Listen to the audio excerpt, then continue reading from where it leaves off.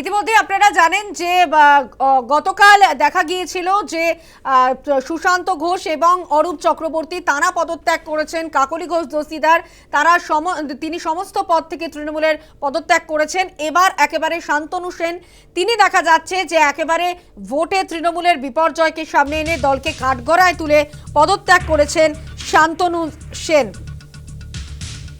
জাতীয় তৃণমূল মুখপাত্রের পদ ছাড়লেন শান্তনু সেন এবং দলীয় পদ ছাড়তে চেয়ে চিঠি দিয়েছেন শান্তনু সেন। মমতা বন্দ্যোপাধ্যায়কে চিঠি দিয়েছেন শান্তনু সেন।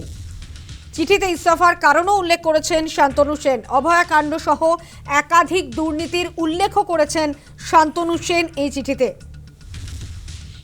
ইতিমধ্যেই আপনাদের জানাবো শান্তনু সেনের এবার পদত্যাগের ছবি সামনে এসেছে। ইতিমধ্যেই মমতা বন্দ্যোপাধ্যায়কে তিনি চিঠিও দিয়েছেন। দল আমায় যখন যা দায়িত্ব দিয়েছিল আমি নিষ্ঠার সাথে পালন করার চেষ্টা করে গেছি। দল আমায় ন্যাশনাল স্পোক্সপারসন করেছিল। এমন বহু ঘটনা যে ঘটনাকে কোনোভাবে সমর্থন করা যায় না, মন সায় দেয় না, সাধারণ মানুষ সমর্থন করতে পারে না, তা জেনেও শুধু দলের মুখপাত্র হিসাবে ইলেকট্রনিক বা প্রিন্ট মিডিয়ায় সেগুলোকে ডিফেন্ড করতে করতে গেছি। তার জন্য বহু সাধারণ মানুষ আমাকে অনেক কথা শুনিয়েছেন, আমাকে সেগুলো হজম করতে হয়েছে। কিন্তু আলটিমেটলি রাজনীতিটা মানুষের জন্য।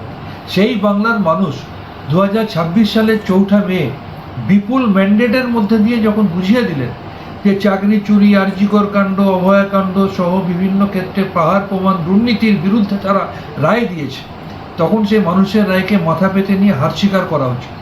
তাই মানুষের রায়কে মাথা পেতে নিয়ে হার স্বীকার করে এরপরে আমার মন আর কোনোভাবে সম্মতি দেয় না যে এরপরেও এই ধরনের দুর্নীতিগুলোকে সমর্থন করতে হবে।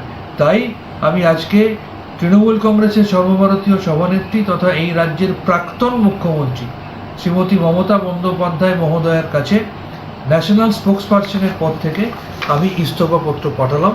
আমার ইস্তফাপত্র গ্রহণ করে বাধিত করবেন।